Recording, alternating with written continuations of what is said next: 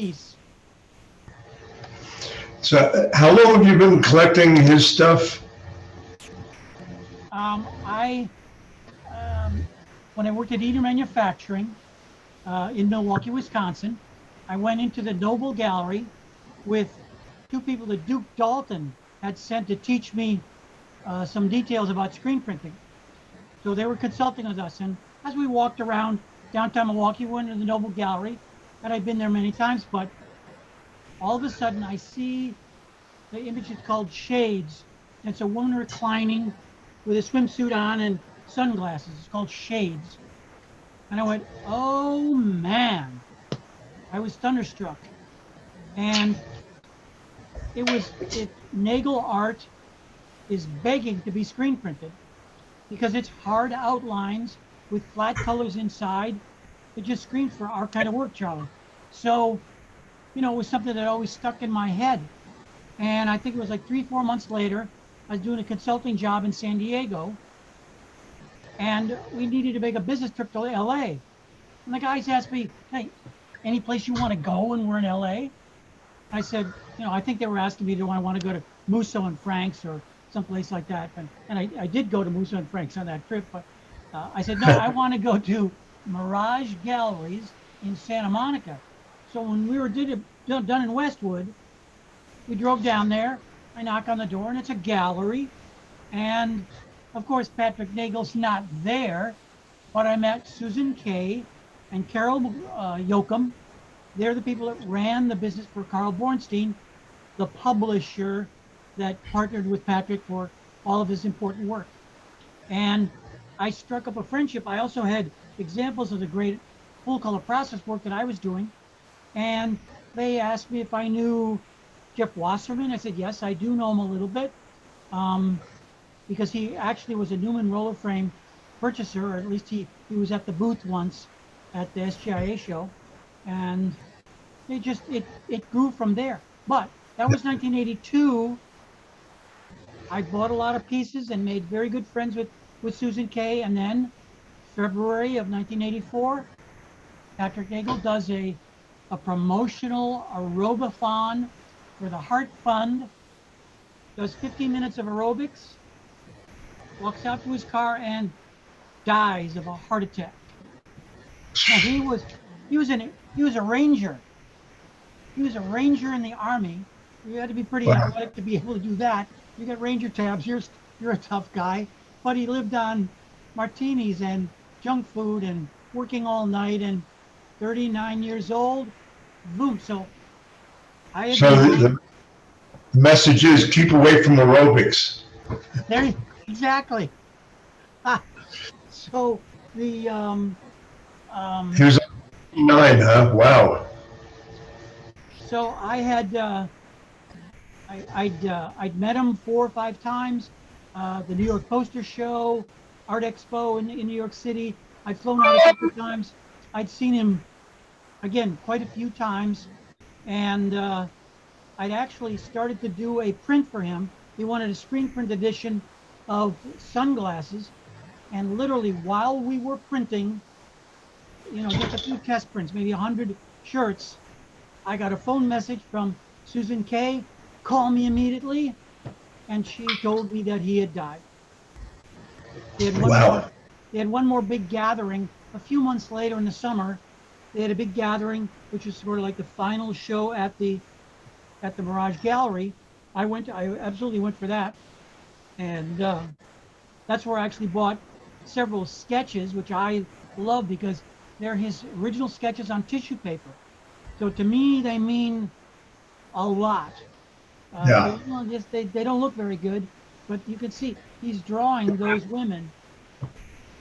So, Yeah, well, tissues aren't meant to look good. They're just preliminaries and clarifications of what's going to happen.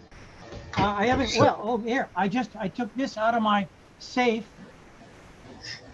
You have his autograph, huh? Or is that a book? It's an envelope that has all the Grunwald Center for the Arts, and these are progressives. And screen printers will appreciate this. I'm going to take him out. Yeah, I'm quite familiar with his work. I mean, it's obviously been around for a long time. Well, he died in '84, so Yep. that's the finished print. But here's the one before. So you have all the progressives on it. Right, so there's 4 of them. And I've got a set that I guess I doesn't photograph very well because of my screen. Yeah, I can see him very easily. Nice. I got a set from Patrick because there are very few of these around. But I got a set from him, and they're framed in next to my actual print. They're all over at the gallery now, up for sale. So how many pieces do you have up in that gallery that are up for sale? I'm guessing 20. Plus, I've got Okay. a load of what are called the commemorative Nagels, or Nagel commemoratives. And those are printed after his death by his wife, Jennifer Dumas. So that was mostly a scramble for cash. A lot of those designs don't really live up to, as well, they're screen printed art, but I had become a dealer for Nagel, which every time I would call up and I'd say, no, I'm not a gallery. It's well, you have to be a gallery. I say, look up the number 1782. Oh, that's a low number. So I was honored to be allowed to buy editions when they came out while he was still alive. And then the commemoratives, I bought 6 of each. That was my deal. I bought 6 of each, but the commemoratives still sell for $50 to $200 at the very most. They're still good, printed by Santiago Samper at Samper Silkscreen. Still beautiful prints, but not the same as when Patrick signs them. I was going to say, no signature, it's not quite the same. No. So you do signed editions of his? Yes. The most famous being probably the poster he did for a gallery in Texas called, that was based on the same image as the Duran Duran Rio image. There were 2 Okay. Rio designs that he did, one for South America and one for North America. Again, I can hold up a picture from the book.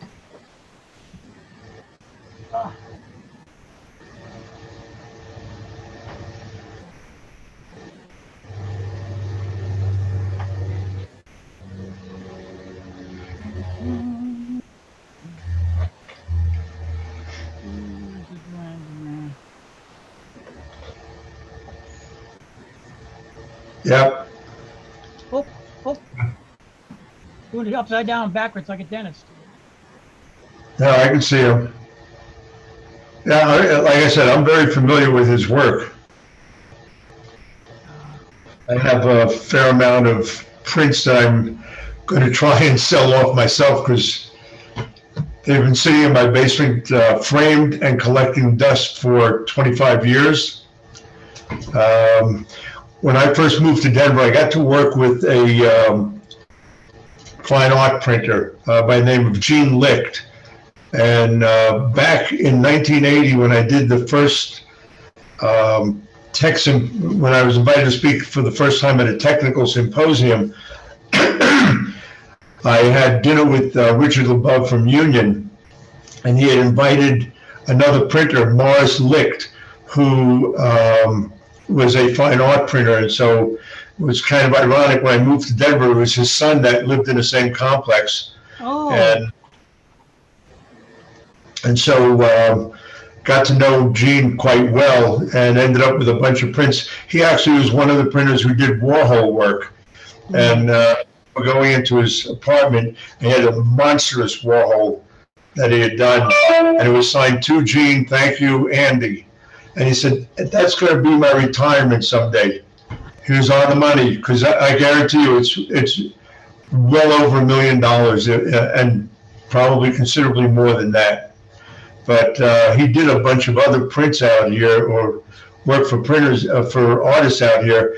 Probably the best known one is a Western artist who, kind of an interesting story. His name is Earl Biss, B-I-S-S. And when I opened up my first supply house, It was actually a customer of mine gave me the space in his additional space to set up my workshop. Matter of fact, it's the place where Don Newman stood on the loading dock and lectured into the parking lot at all the screen printers for my first open house. And so I had my space, and directly behind me was Earl Biss's studio. And I mean, you'd go back there and there'd be wine bottles and beer cans all over the place. He was known as an impressionist Indian artist, and was quite wild. And every now and then you would find some white powder scattered around. In the 80s. Huh. Yes, early 80s. And so I have a number of his prints that are signed, and he couldn't keep away from the drugs, and they killed him. And so we have a very close friend of the family who's a dentist who is actually doing his dental work, and Earl owed him about 20 grand and was supposed to give him a painting, which would have certainly been enough to cover that. Yeah. Of course, he passed away before he ever gave him the painting. So kind of interesting, but his prints go for anything from $400, $500, $600 to about $4,000. And so the biggest question, like anything else, and you'll find that out obviously very easily, it's not how much it's worth, it's how much somebody's willing to pay for it. Right. And that's what makes it worthwhile. But I loved, Gene actually used the same kind of technique that Kaza uses, which was to do a set of 4-color process separations and then shoot them at different exposure times to either have too much fall away or to clog some of it. And so you would have progressions of color that all, of course, were doctored together. And he was amazing at it. That, and also on doing blends. And so he kind of devises, like every other printer, he devises his own tools and equipment for that. But I loved going in and watching serigraphs being made. And there was an artist that just died, Manuel, what was his name? Crazy man. He was doing a print for him, and Rizzoli was his name. I have to look it up. He wanted to put metal flake into his prints, so he stood next to the press up on a ladder, and as each print was being done, he'd blow fairy dust at it, so that each print would have his mark on it, and it would just kind of be scattered, each one being a bit different, but nevertheless in tune. Mario Rivoli is his name. And he just passed away. There are some people that you meet that are kind of like, really? This is what you really want to do? You want to stand up on that and blow fairy dust? Or, it was actually just glitter on each print, and so each one will be different. Oh yeah, I definitely want to do that. That's screen printing, each print unique and different. Well, he made sure that each one was different. So, but usually when you go to an edition, you want them all to look the same. He wanted them to look a bit different. Are you putting any other type of work up, or is that strictly going to be? The gallery is owned by my girlfriend's daughter. So she's the one who told me for 2 years or next year, I want to do a gallery show of your Nagel work. So that's the only reason that they took them out, we cleaned them all. She looked at half the frames that are from, early 1980s. Yeah. And she said, those have got to go. Those Formica frames, they're very, very 80s. They're old. They're 40 years old, some of those. Or, 36, 37 years old. all framed in 83 and 84. So the show is only for the Nagel work, but I Okay. have a lot of other stuff that I bought, again, in the early 80s when I had Yeah. my own factory and art ladies that were interested in art. And so that's when I really collected screen printed art. Not so much after 1980 itself. 1990 itself. So it's all stuff I collected in the 80s. So if you talk her into doing a show next year of the works by, I guess, something to the effect of the collection of Richard, and see if you can just put up a bunch of different stuff. Well, again, I've got a lot of cartoon things, Tintin cartoon posters, a lot of posters from a place called Perry Brothers or Perry King, something like that. And they're all very cartoonish, so Yeah. they're very lively, but they are kind of childish. They look. I've got a Walt Disney one of Mickey and Minnie, where Minnie is saying, "Don't touch me," stuff like that. So I'm going to post a lot of that stuff because, time to make money, time to take them out, put them on Instagram, and see what's happening. I was talking to Andy Anderson. He did a lot of Disney cells, and he has several original drawings by the Disney people, as well as some illustrations by really, really well-known illustrators, Mark English and a couple of others. And Charlie, I know. if you let me share the screen, I can show you these images. I've got them all. If that's something you'd like to do to fill time. Richard, it's you and I don't. So as far as I'm concerned, we can do whatever the hell we want. But you're the one that unlocks me or not. So if you unlock, I can show you some of these other things if you want to see them. Yeah, I'm certainly interested. I mean, this is some of the things that I really enjoy anyway, and I'd show you some of the prints I have. Except number one, they're quite large and they're down in my basement, and I'm at the point of, if I hold them up here, my wife would throw me out of the house. So I'll have to let that go along. But yeah, if you've got some, I mean, I don't care. If you unlock the share screen. Okay, so I gotta go. Share screen. It says host disabled participating share screen share.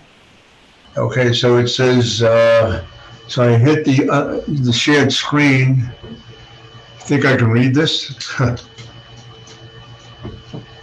Window.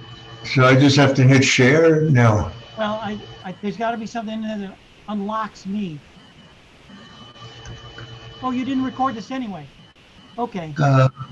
Multiple participants, advanced sharing.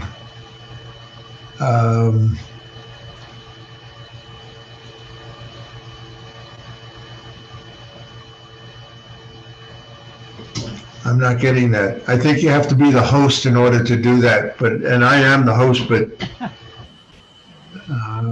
let me see if I can pull it up on this other area. Maybe in participants. Maybe participants has a thing where you can unlock them. I'm only guessing.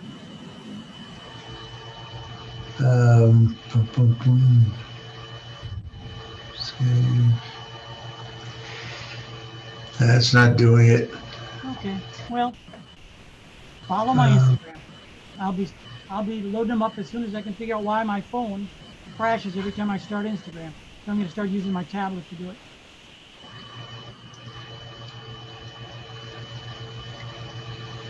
Settings.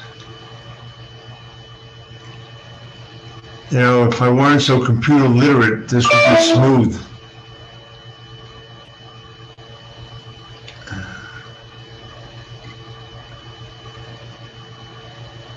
Recent reactions, chats.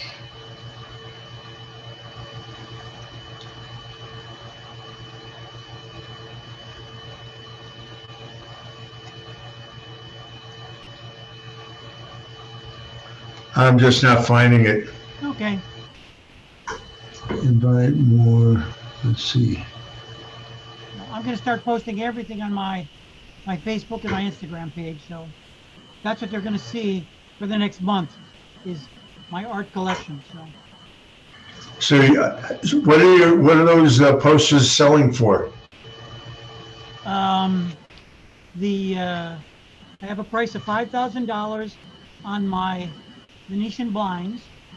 I have a friend in California, Monica, who's Patrick Nagel Arts, and she assures me that that piece has that kind of value.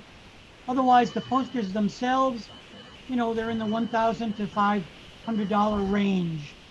Yeah. If that.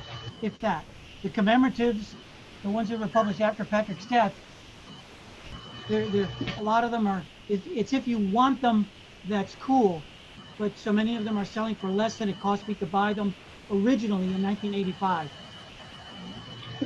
which I bought them for 35. I bought them 6 at a time for $35 each. So I got to get 50. Well, maybe even more after 40 years. If you had $35, it'd be worth more than $50 now. Yeah. So the commemoratives, I don't know.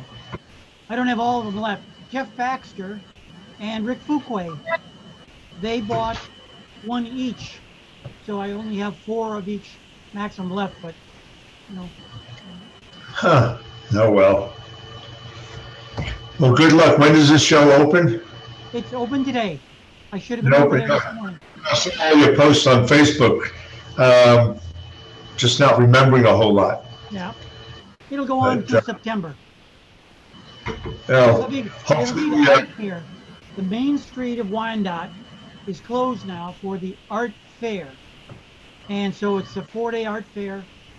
Okay. In which it's all local people and food trucks, that sort of thing. And so Right. that's the knockoff, but there's a reception on the 16th where we're inviting the newspapers and that sort of thing. Well, hopefully, so the gallery is near where the art fair is? Yes, on the very same street. I have to walk down there since the street's closed now because they're building it up. Well, what you need to get is one of those placards that you can wear and walk up and down the street pointing to it. I don't think you've seen me walk lately. Ha! Well, you need to get one of those you can just hold up and twirl, you know? I need a tricycle. No bike. No bike. Yeah, there you go. You know, you got to drive them somehow, right? If they're there for anyway, who knows?